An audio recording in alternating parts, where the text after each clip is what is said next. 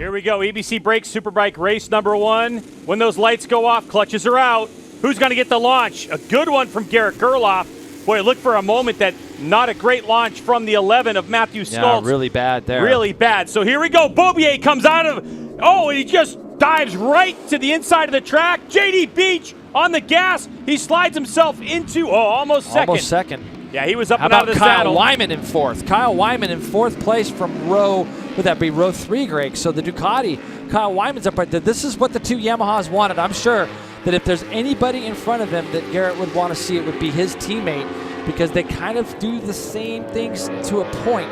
Take a look at the legs of that Ducati. Up and over the hill they come. Kyle Wyman looking good at the moment. And Tony's going to go for it. Has to. Slams on the brakes, gets by Wyman. Now he's got some work to do. Side by side, he goes for the lead. On the binders, is Beaubier going to give it to him? He does for the moment. Gerloff a little wide. Beaubier trying to run up the inside. Has position, and he'll take back the spot.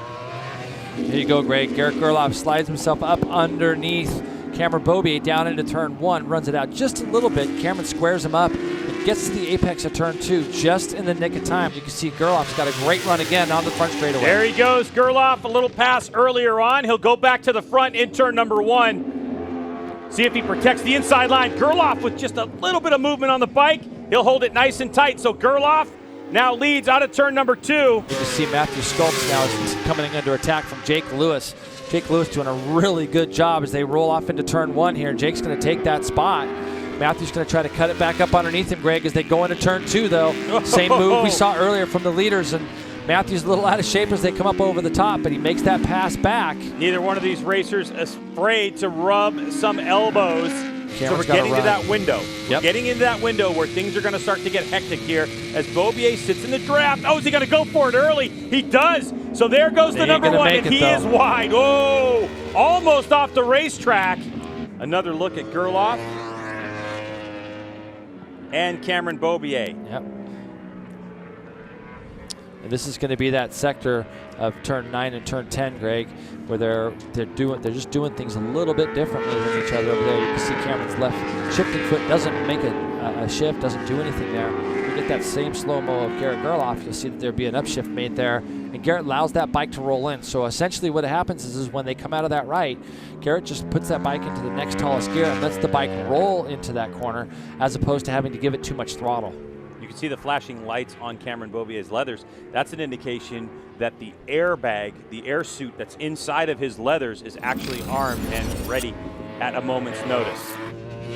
Cameron Beaubier, as they come through the final corner, Garrett Gerloff at full lean angle, twist the grip, head down, and it's going to be Garrett Gerloff with race number 1 victory, heading to winner's circle with a 1.7 second victory over Cameron Beaubier. As we await the arrival of JD Beach, the attack performance Estenson Racing Yamaha of JD Beach will stand on the podium once again and collect a tremendous amount of data. Garrett Gerloff he's celebrating. There's, like I said, Greg, there's a lot of fans that have been here too, and he's having a good time with all of them. Let's take a look at the results, Jason. Cameron Beaubier, 1.7 seconds adrift with JD Beach in third. It's time for EBC Brakes Superbike race number 2 here at New Jersey Motorsports Park. Revs are up in this one, and now the launch. Cameron Beaubier got a great one. Coming off the line, Tony Elias, wheel in the air, the number 24 middle part of your screen. When they settle into it, is it going to be Kyle Wyman? No, it's going to be Matthew Stoltz trying to go around the outside, but he loses position to Wyman. Oh, no, they're side by side. They're so close. That's going to help Jake Lewis. Jake Lewis trying to make a run on those guys down into turn 3, and he's going to make that pass. Kyle Wyman trying to go the long way around, and Jake Lewis going to squeeze him out. Tony Elias is the guy that loses out a little bit as Matthew Stoltz gets bucked up out of the seat. And just right now, Greg, you look in, there goes Kyle Wyman as Kyle Wyman powers past Jake Lewis off down into turn 6. So we got a Ducati running in third spot now. Kyle Wyman, no stranger to a podium in the Superbike class here at New Jersey Motorsports Park with a lot of legs under it. Here we JD's go. got a run. JD has a run, and so does Stoltz on Kyle Wyman. We're going to look at both these. JD was up alongside. Matthew Stoltz is up alongside. There it is, and will make the pass. For third. So Stoltz with a good run on the back of Wyman. Visibly pull away. Cameron Beaubier makes a small error coming out of that last corner. I believe we're going to have a pass for the lead into turn 1. As you can see here, JD Beach has taken the lead. Matthew Schultz has chopped that lead down to 1.2. It was as much at 1.9. Oh, and Beach just checked out? Yeah, it almost looks like Cameron had a little bit of a problem, or maybe got, I don't want to say got caught into a false neutral, but it almost looked like something like that. Like he was almost getting it into a gear as he exited turn 1. Here's a look on board. See, he's going to get out just a little bit wide, gets the bike moving around. You're going to see JD Beach on the right-hand side of our screen go right by him. Now we're going to look as they go in here. There is a bump as you enter turn 1, but you're right, Greg. There was a bit of a gap there. We see that Tony Elias now has gone through on Kyle Wyman. Here comes Cameron Beaubier. Does he have a run on him? Beaubier in the draft. Side by side they go. What about the brake lever? He's late on it, and Beaubier goes to the lead. So now Cameron Beaubier takes over the spot.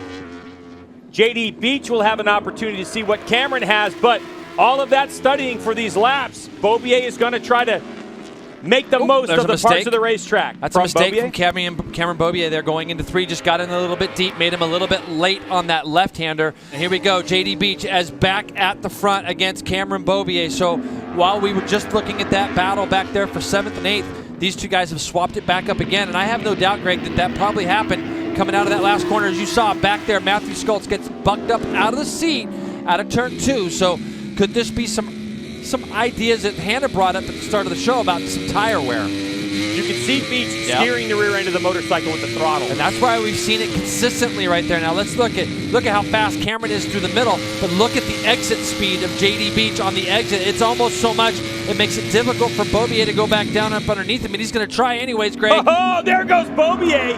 That seemed to be out of nowhere. It didn't even look like he had position on him. But Beaubier is so strong on the brakes in turn number 1, and lead change again. This is a good slow motion camera from our guys out there in the turn 9 to turn 10 area.